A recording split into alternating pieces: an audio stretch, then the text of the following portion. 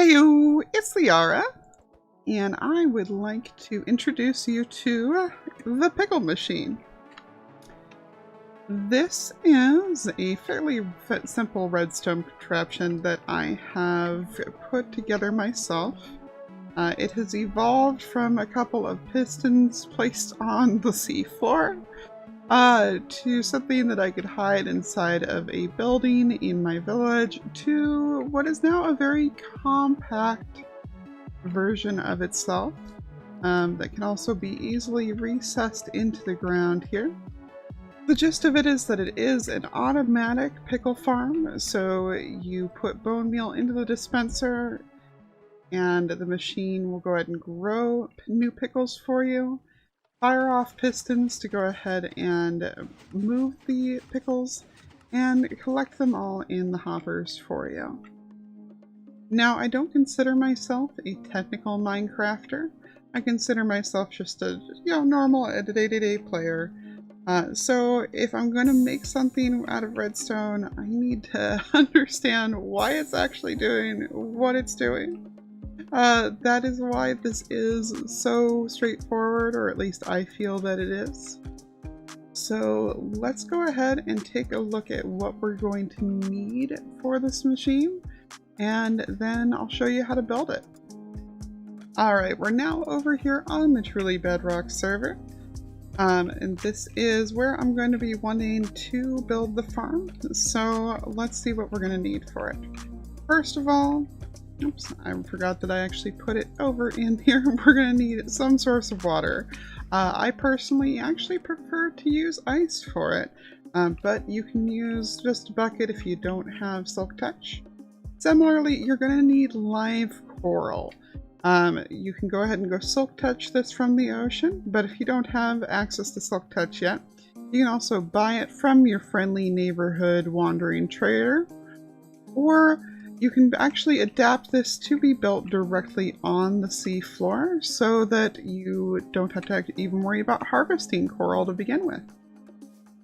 You're also going to need 1 dispenser, 8 pistons, 2 observers, ideally 1 sticky piston, but if you don't have slime yet, you actually can adapt this to just place the observer manually instead of having it automatically moved around by the piston.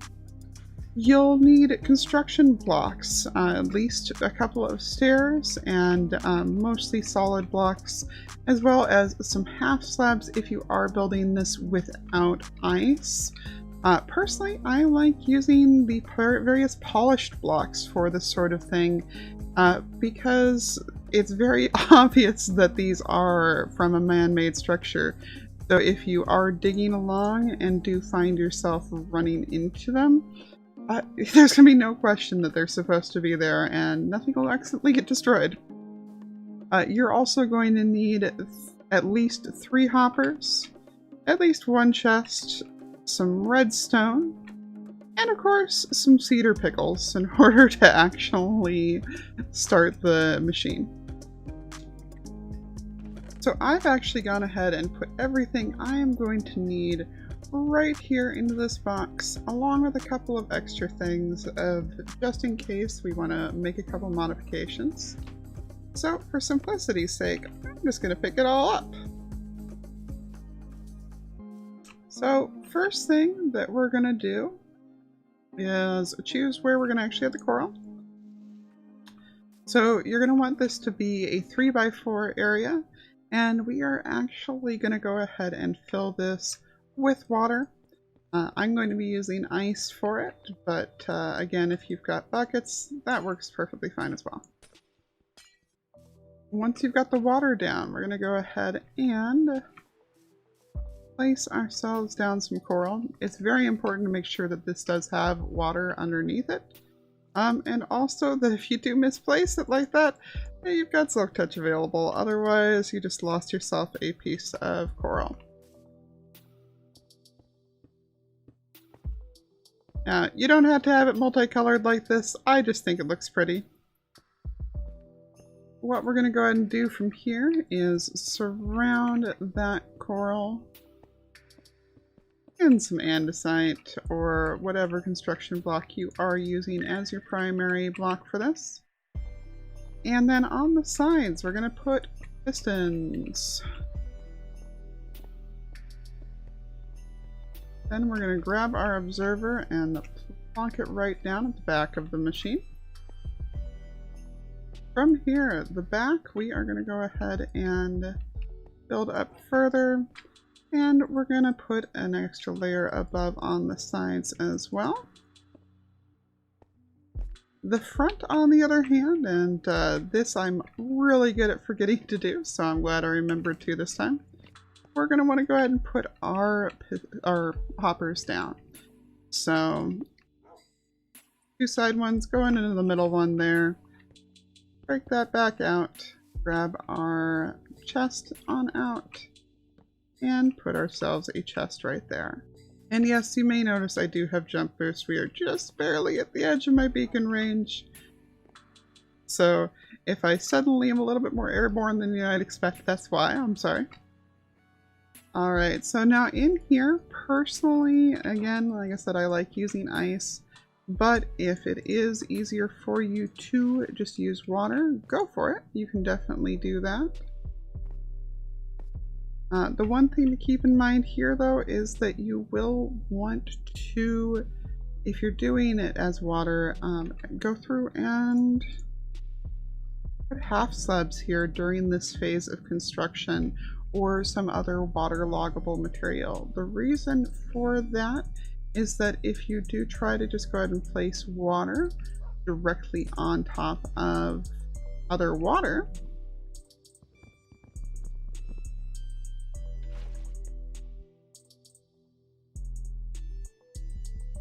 it just falls straight down like that. It does not give us the effect that we need here. So we're going to want to put down the water on the next layer here, but before we do, we're actually going to want to make sure that we block off the front side here. Now, in order to access the chest still, of course, we can't have this be solid blocks, so we're going to use some stairs up front here. If you are going to have this accessible from the outside like this, then you can just go ahead and do directly like this. Or if you're going to be doing any kind of recessing this into the ground, you'll want to go ahead and leave one side open so that you can have, you know, a ladder up and down it.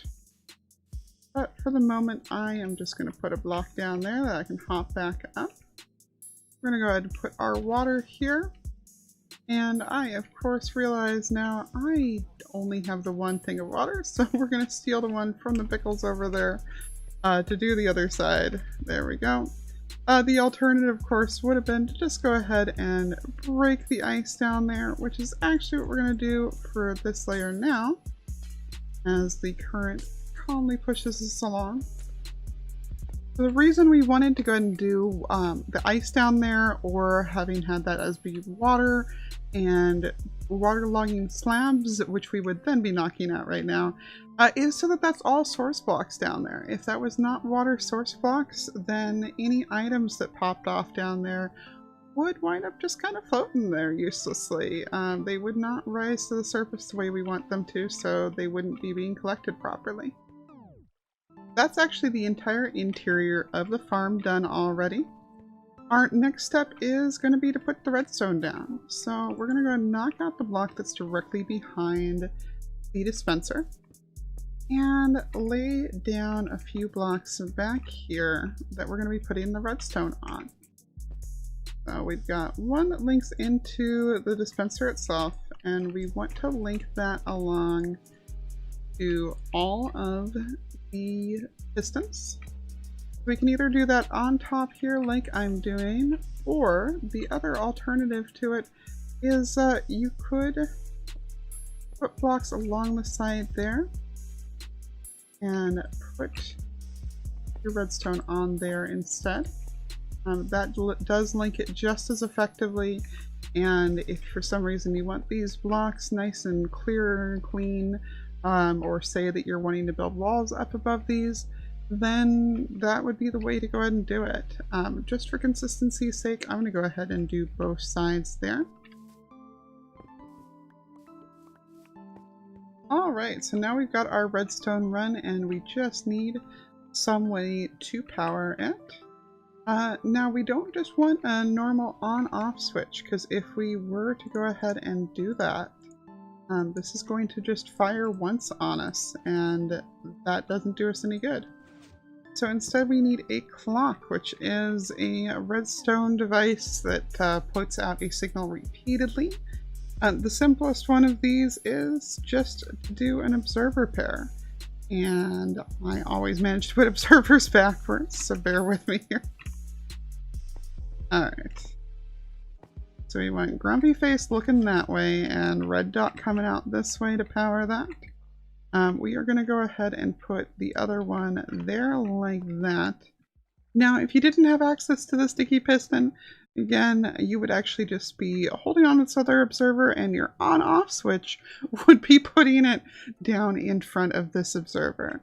But since we do have ourselves a sticky piston, we're going to put that there. We're going to put a switch on the side. If you are making this in Java, you will have to attach a block to this and put the switch on it instead, or the lever, pardon me, on it instead. I do believe they do still just pop off if you try to attach them directly to pistons. Forgive me if I'm wrong and they've actually fixed that. But now when we do go ahead and flip that lever, it's going to put the observer in front of the other one. They're going to have a staring contest and you're going to wind up with a signal repeatedly being put out because both of them keep updating the other one. Now this is exactly the right length for this to power it from end to end completely. You also could go ahead and attach this over here. My original design actually had it so that the signal was going out right there in the middle, and the on-off switch was right about here. But I figure it's a little bit more convenient to be able to access it all from the front over here. If you do move it further from here, you will need to go ahead and drop a repeater in. You'll wind up probably wanting to put that repeater down here somewhere in one of these two spots, depending on which direction your signal is actually going. So theoretically, if we were to take that and move it a few blocks that way, we'd want to slap a repeater right there. And that's going to go ahead and let the entire machine still run. Otherwise, the signal wouldn't be reaching those last couple of blocks over there. Alright, so now this only needs one other thing to be functionally complete, and that is our first couple of sea pickles. So we'll go ahead and slap them down right there in the middle. We've got just the 4 pickles to our name here. I am also going to go ahead and just get the rest of the stuff back out of our inventory real quick, all our extra materials. So now the only other thing to do to make this whole thing functional is to load it on up with bone meal. So we're going to go ahead and fill this dispenser. Now it takes about 3 minutes for the dispenser to eat all the way through a full load of bone meal on a typical realm or on a single player world. If you feel like 3 minutes worth of pickles isn't going to be enough for your purposes, you can of course go ahead and throw another hopper and a chest on top to feed more bone meal into it. But personally, I feel like it's about right per batch, so I'm not too worried about it. Alright, so we've got the bone meal in there, and that means time to fire it on up.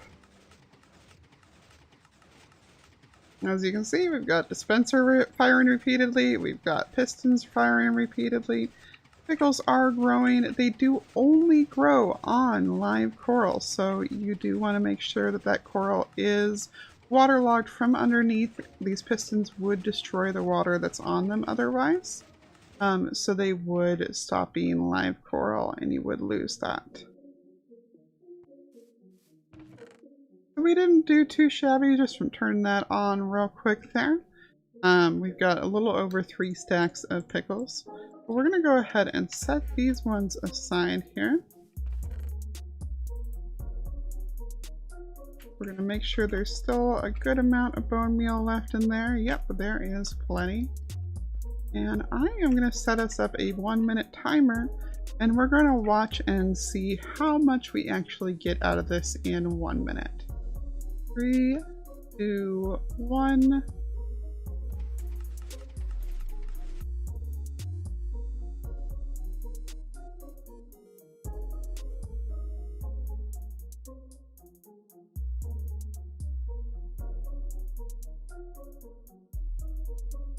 And time. Alright, so we're going to give the moment for all those pickles to go ahead and filter on in. I did see we do have an escaped pickle over here. Just one lonely escaped pickle though, so I'm going to throw it back in with the others. And I'll check back in with you once all those have filtered into the chest. Alright, and just to verify, here's the pickles from before. We did go ahead and leave them in that chest. So here's how many pickles we got from 1 minute there. Just over 8 stacks. Not bad at all. Now, I will clarify that when I did try this on a single player world, it only got about half that rate for some reason. I'm not sure what the difference is. I'm sure it's probably something to do with my computer's power. But so basically just if your results may vary on there. You may get anywhere from 4 to 8 stacks out of a single minute from the same design. But based off of this, it looks like we should expect about a chest from, or like a single chest from 1 dispenser worth of bone meal. So I think that's a pretty good yield, all things considered. And there we have it. What's hopefully a fairly straightforward sea pickle farm that anybody can go ahead and use to help drown-proof their swamps and their rivers and everything else. I know that pickles are also wonderful for decoration, so I hope this does help you out. If you do find yourself using the farm, feel free to send me screenshots on Twitter. You'll find that link below. Or if you have any improvements on it, you know, as I noted, I am no Redstone pro, so I'm sure this can be optimized more, and I would love to see what you come up with, love to see the next evolution of the Pickle Machine. So definitely feel free to send me screenshots of that as well. If you did enjoy this tutorial and would like to see me make more, definitely hit that like button. This is the first time I've done a Redstone tutorial, and any feedback is definitely appreciated, most definitely. And if you did have fun hanging out with me while we made this today, please go ahead and check out my survival Let's Play here on Truly Bedrock. We would love to have you along for the ride. So feel free to hit that subscribe button and hang around for a while. But until next time, everybody take care. Bye!